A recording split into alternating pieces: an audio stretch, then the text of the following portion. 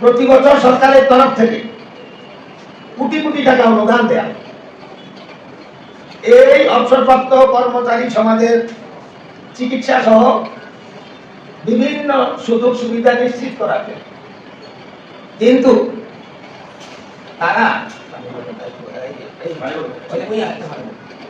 তারা এই সমস্ত টাকা পয়সা খরচ আয় দেয়, এগুলো জাতির সামনে উপস্থাপন করে না। সিলেটের বাজারের মতো অবস্থা।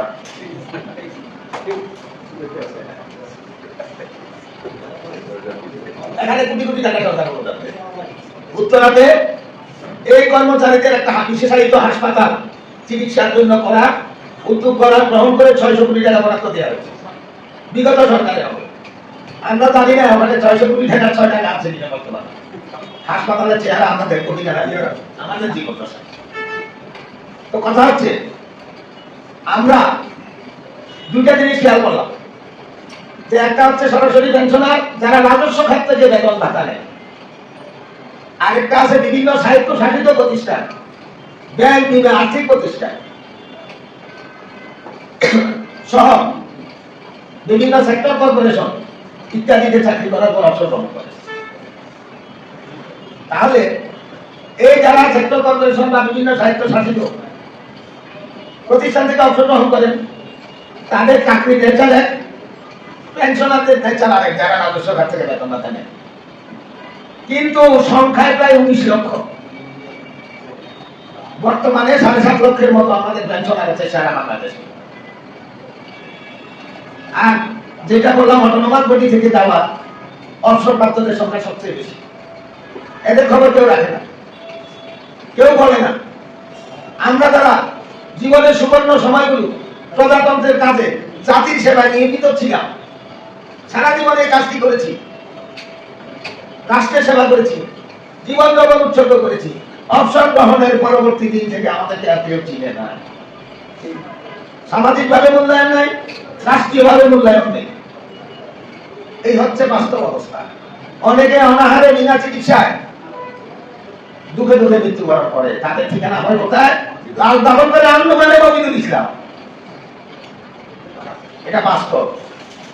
আর এই বৃদ্ধ অসহায় মুমূর্ষ মানুষগুলো জীবনের কিছু ঠাই হয় বৃদ্ধাশ্রম, শেষ জীবনে বৃদ্ধাশ্রমে তাদের ঠাই হয়। সুতরাং এই অবস্থা মানবেতর জীবনের, এই পরিস্থিতির মধ্যে আমরা জীবনপাত করছি। এই সব কিছুকে অনুধাবন করে আত্মস্থ করে আমরা চেষ্টা করেছি এই বৃহত্তর প্রজাতন্ত্রের সেবক সমাজ, এই সেবক সমাজের জন্য একটা কথা বলার প্ল্যাটফর্ম দরকার বাংলাদেশে। এই ধরনের প্ল্যাটফর্ম আমাদের প্রতিবেশী দেশ ভারতে আছে, পাকিস্তানে আছে, নেপালে আছে, শ্রীলঙ্কায় আছে, এশিয়া, আফ্রিকা, লাতিন আমেরিকা সব দেশে আছে, বাংলাদেশে নাই। বিশ্ব ট্রেড ইউনিয়ন ফেডারেশন থেকে বিগত বছরগুলোতে বিভিন্ন আন্তর্জাতিক কনফারেন্সে যখন আমরা যোগদান করি, আমাকে বারবার অনুরোধ করেছে যে বাংলাদেশে এই অবসরপ্রাপ্ত পেনশনার রিটায়ারদের নিয়ে তোমরা কেন কিছু করো না? তোমাদের কেন একটা প্ল্যাটফর্ম ভারতে পৃথিবীতে আছে, তোমাদের দেশে নেই? এটা নিয়ে বারবার আমাদেরকে তারা অনুরোধ করেছে। সর্বশেষ তাদেরকে কথা দিয়েছি 2025 সালের মধ্যে একটা সংগঠন প্রতিষ্ঠা করে আমরা এর কার্যক্রম শুরু করব। আমরা চেষ্টা করেছি 2025-এর মধ্যে এই সংগঠনটার ভিত্তি স্থাপন করে জাতীয় বেতন কমিশন সহ সরকারের বিভিন্ন উচ্চতর মহলে আমাদের কথাগুলো তুলে ধরা। ইতিমধ্যে আমরা সারা দেশে ব্যাপক সাড়া পেয়েছি, উল্লেখযোগ্য সাড়া পেয়েছি, এবং আমরা আশা করি এই সংগঠনটি বাংলাদেশের এই অবহেলিত কর্মচারী সমাজের, এই অবহেলিত মানুষগুলোর জন্য আদালতে কিছু ফলপ্রসূ অবদান রাখতে পারবে। যদি আমরা ঐক্যবদ্ধ থাকি, ইনশাআল্লাহ আমরা পারবো। এটা আমাদের মাথায় রাখতে হবে। আমরা জয় করবই। আজকে আমরা বড় বৃদ্ধ, বয়সের ভারে নদুকুদু, অধিকাংশ মারা যায়, কেউ কারো খবর জানে না। অসুস্থ অবস্থায় কেউ কারো পাশে দাঁড়াতে পারে না। সংগঠন থাকবে, তাৎক্ষণিক একটা সিদ্ধান্ত গ্রহণ সহজ হবে যে এই লোকটি অসুস্থ, তাকে হাসপাতালে নেওয়া দরকার। এই লোক ওখানে আমাদের একজন সহকর্মী সহযোদ্ধা ভাই ইন্তেকাল করেছেন, তার জন্য এই করা দরকার। কিংবা অসহায় পরিবার পরিজন পেনশন পাচ্ছে না, অবসর ভাতা পাচ্ছে না, তাদের পাশে গিয়ে আমাদের দাঁড়াতে হবে। সরকার আমাদের ফান্ডামেন্টাল রুলস, আমাদের fundamental rights, human rights violate করছে। এই ভায়োলেশন অফ রাইটস এর বিরুদ্ধে আমাদের উঠে দাঁড়াতে হবে, কথা বলতে হবে।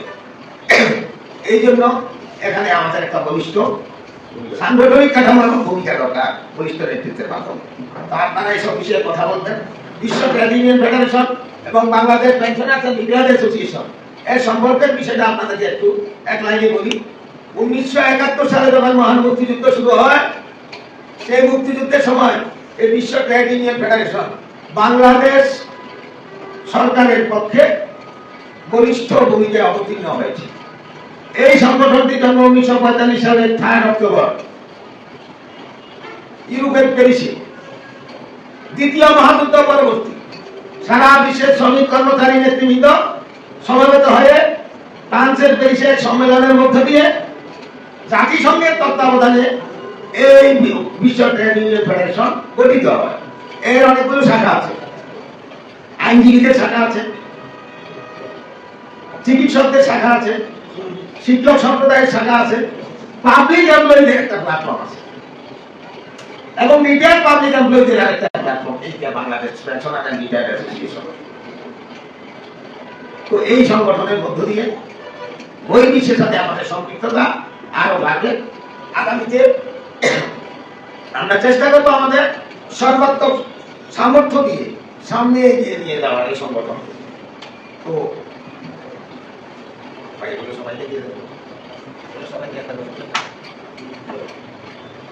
আমাদের দাবি দেওয়া বক্তব্য আপনারা যারা এখানে এসেছেন সবাই দিবেন। আমি আর কথা বেশি পারাবো না, তবে এখানে বেশ কিছু করণীয় ব্যক্তিত্ব আছেন যাদেরকে সচরাচর আমরা পাওয়ার কথা না, কিন্তু আজকে এই অবহেলিত জনসম্প্রদায়ের পক্ষে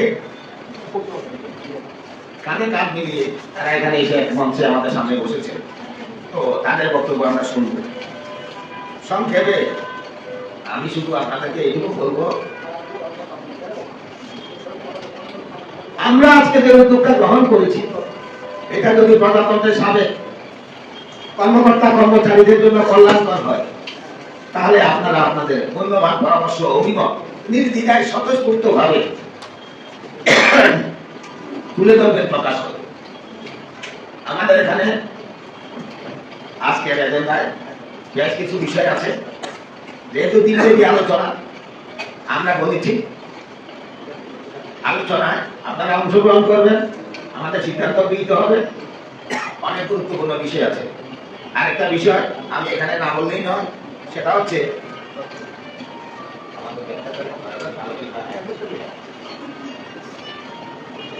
এই সংগঠনের সাথে সম্পৃক্ত হয়ে অনেকে গুরুত্বপূর্ণ ভূমিকা এবং অবদান রেখেছে। তাদের কথা তুলে না ধরলে আমার বক্তব্যটি অসম্পূর্ণ থেকে যাবে। আমরা এই সংগঠনে আন্তরিক সহযোগিতা পেয়েছি আমাদের কবি সচিবালয় কর্মকর্তা কর্মচারী সমিতির সাবেক মহাসচিব মোহাম্মদ ওয়াহা আছে নাকি? আমরা সহযোগিতা পেয়েছি বাংলাদেশ সচিবালয়ের প্রবীণ নেতা মোহাম্মদ কলিমুল্লাহ ভাই কই? আচ্ছা, আমরা অনেকে সরকার গোলাম মোস্তফা পাবলিক জনস্বাস্থ্য প্রকৌশল কর্মচারী ইউনিয়নের সাবেক সভাপতি। ইন এডিশন আমাদের এই সংগঠনের মাধব ভাই, তারপরে আমাদের শহীদুল্লাহ ভাই যে মৎস্য নাগমা আক্তার আজকে এখানে বোধহয় উপস্থিত নেই।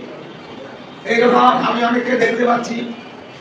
আপনারা এখানে রাজধানী বাসুদে আছেন নাকি?